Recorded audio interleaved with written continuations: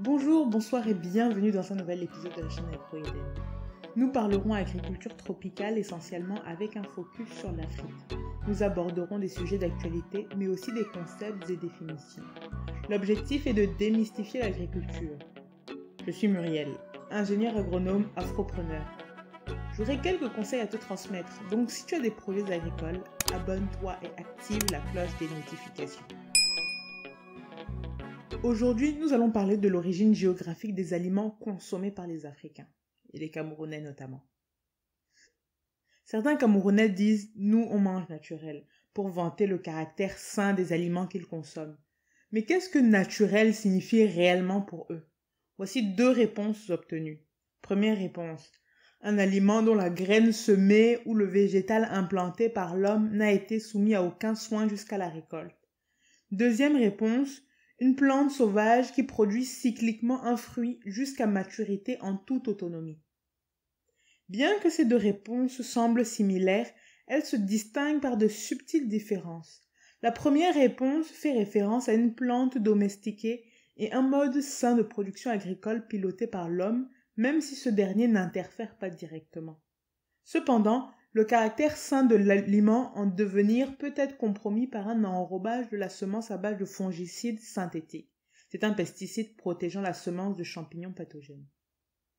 Quant à la deuxième réponse, elle fait référence à une plante sauvage dont l'origine est difficile à déterminer.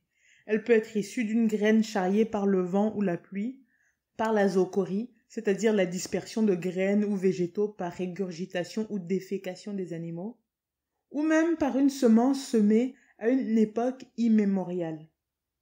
Ces différents scénarios illustrent la légitime complexité pour un novice d'appréhender les origines géographiques des aliments. En réalité, la tâche est davantage compliquée lorsque le concept de domestication est peu maîtrisé et que la majorité des végétaux consommés actuellement sont encore considérés comme sauvages en Afrique. Or, rares sont les végétaux ayant conservé leur état originel du fait de la domestication des plantes et la sélection par l'homme il y a plus de 10 000 ans. Par ailleurs, les échanges et transports des plantes et animaux à travers le monde ont profondément modifié les habitudes alimentaires. Dans les prochaines minutes, nous détaillerons les premiers lieux de domestication des plantes et animaux majoritairement consommés en Afrique. Vous allez être surpris. Par la suite, nous aborderons les différents critères de sélection mis en place par l'homme et nous conclurons par les conséquences de la domestication. On commence donc avec les foyers de domestication des aliments. La sélection est à l'origine de la création de nombreuses variétés au sein des espèces cultivées, permettant ainsi d'offrir à chaque région une certaine diversité alimentaire. Il est ici question d'identifier les différents foyers de domestication des aliments majoritairement consommés en Afrique.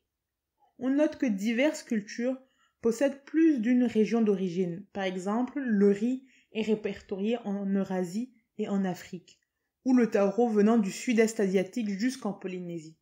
Regardons plutôt. Commençons avec l'Amérique centrale. Le cacao, le maïs, l'avocat, le haricot et la tomate. En Amérique du Sud, l'arachide, la pomme de terre, la patate douce, le manioc, l'igname, la noix de cajou, l'ananas, la papaye et la goyave. En Asie, la banane, le riz, le soja, la mangue, le taro, le mouton, la chèvre, le poulet, le bœuf et le porc. En Afrique, l'éleusine, le sorgho, le mil, le café, les dattes, le karité, le riz, le sésame, la pastèque, la noix de palme, le pois bambara, le teff, le fonio, la pintade. En Océanie, la noix de coco, la patate douce, le taro et le fruit à pain. Évidemment, il y a beaucoup d'aliments à citer. D'ailleurs, mettez en commentaire ceux que j'aurais oubliés selon vous. On poursuit avec les caractéristiques de sélection. Depuis que l'agriculture existe, l'homme a commencé à sélectionner les plantes d'abord de manière empirique, soit par l'observation. Puis, avec les progrès de la technologie, cette sélection est devenue ciblée et structurée afin de conserver les caractéristiques avantageuses. Quels sont-ils? Premier avantage, les rendements, c'est-à-dire la quantité de produits récoltés sur une unité de surface cultivée, comme le poids en kilogrammes de pommes de terre ou la quantité de tomates récoltées par mètre carré ou par hectare.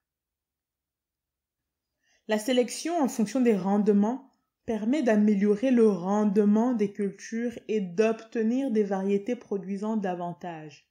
C'est le cas par exemple de la théocynthe, ancêtre supposé du maïs actuel. L'épi de maïs est plus gros et long que l'épi de la théocynthe, permettant donc une hausse du rendement. Deuxième avantage, la qualité gustative, c'est-à-dire le goût, la texture des aliments, les arômes produits par les plantes et les animaux. Au sujet des végétaux, les hommes ont préféré sélectionner les variétés plus douces, plus juteuses et plus parfumées. La pastèque, par exemple, était à l'origine un petit fruit amer, mais à force de sélection, il a gagné en volume et en teneur en sucre. Troisième avantage, la résistance aux maladies et aux ravageurs. Les plantes sont parfois attaquées par des champignons, bactéries, virus et ou des insectes. Les variétés sélectionnées pour leur résistance aux maladies et aux ravageurs ont pour objectif de réduire leur sensibilité aux attaques, mais aussi de diminuer l'utilisation de pesticides et de promouvoir une agriculture plus durable et respectueuse de l'environnement. C'est le cas de la banane Cavendish qui succéda à la banane Gros Michel, décimée par un champignon dans les années 60. Quatrième avantage, l'adaptation aux conditions locales. Les échanges et transports des plantes de leur lieu d'origine à leur nouveau lieu d'implantation contraint parfois les végétaux à développer des capacités d'adaptation pour survivre. Les critères de sélection pour mesurer l'adaptation aux conditions locales portent notamment sur le sol, le climat, les températures et le stress hydrique. Les sélections sont effectuées pour améliorer l'adaptation des plantes à leur environnement. Le sorgho est un exemple de plante originaire d'Afrique, mais cultivée actuellement en Occident afin de lutter contre les dérèglements climatiques. Le sorgho, destiné à l'alimentation animale, remplace le maïs souffrant de sécheresse. N'étant pas zootechnicienne, c'est-à-dire spécialiste en production animale, je ne saurais rentrer dans les détails. Toutefois, je sais que les critères de sélection des races animales sont nombreux et exhaustivement, ils portent sur leur productivité, docilité, aptitude à vivre et se reproduire en captivité, leur sociabilité et leur capacité d'adaptation également. La sélection animale a optimisé les caractéristiques désirées chez les animaux domestiques, mais cette pratique a fait évoluer l'élevage et peut aujourd'hui avoir des conséquences non négligeables sur l'environnement et les sociétés humaines. Ceci nous permet donc de rentrer dans la dernière partie, les conséquences de la domestication des plantes. Tout d'abord, la domestication a engendré des changements dans les habitudes alimentaires, notamment dans les gènes impliqués lors de la déglutition, le fait d'avaler la salive, ou bien la digestion. Par exemple, les personnes habituées à manger de l'amidon ont tendance à mieux le digérer, en raison de l'expression plus fréquente du gène dans leur corps. Autre exemple, le lait. Les mammifères adultes et certains êtres humains perdent la capacité à digérer le lait après le sevrage. Toutefois, les populations d'éleveurs ou agropasteurs, c'est-à-dire des agriculteurs et éleveurs en même temps, ont conservé la capacité à digérer le lait d'espèces domestiquées dès le néolithique. On retrouve ces populations notamment en Afrique, en Europe ou en Inde. Autre conséquence, l'environnement. Cette agriculture a provoqué la modification des paysages en défrichant, brûlant des forêts, ouvrant des clairières, en créant des pâturages et en ensemençant des champs. La domestication d'une espèce végétale ou animale a aussi entraîné l'appauvrissement de la diversité génétique. Avec le temps, les plantes cultivées perdent des caractéristiques non désirées par l'homme. La chute de la variabilité génétique des plantes provoque une vulnérabilité aux maladies et agresseurs, donc dans certains cas, une propagation des maladies et la disparition de certains végétaux. Dernière conséquence, des nouveaux modes de vie. L'homme ne s'est pas réellement sédentarisé à l'émergence de l'agriculture, mais par sécurité. En créant des communautés, la survie était facilitée en groupe plutôt que solitairement. Ainsi, les besoins en nourriture étaient comblés par la cueillette en priorité et l'agriculture en complément durant le néolithique. La domestication a donc permis de produire davantage, favoriser la pérennité des communautés sédentaires par l'accroissement démographique, la répartition des tâches, le progrès technique et la hiérarchisation sociale. Finalement, beaucoup d'aliments plébiscités par les Africains, en tout cas au Cameroun, ont été domestiqués en Amérique latine, comme le manioc, le maïs, l'ananas, l'arachide, ou en Asie avec la mangue, la banane, le poulet, le porc, etc. Ces espèces ont été introduites en Afrique au travers de l'esclavage, la colonisation et différents échanges marchands au point de détrôner certaines espèces africaines endémiques. C'est le cas par exemple de ces céréales, le mil, le sorgho, les leusines ringardisées par le blé. Cette céréale a été principalement introduite en Afrique du Nord par les colons. Les causes de son succès en Afrique, la facilité à travailler le blé et son prix dérisoire, bien qu'importé. Mais ça c'était avant l'absence ou la cherté des blés russes et ukrainiens. Toutefois, tous les pays africains n'ont pas succombé au chantage du blé. En effet, le Zimbabwe a été autosuffisant en blé, fin 2022, grâce à la mise en place d'un organisme de distribution d'engrais et d'achat de récoltes auprès des agriculteurs.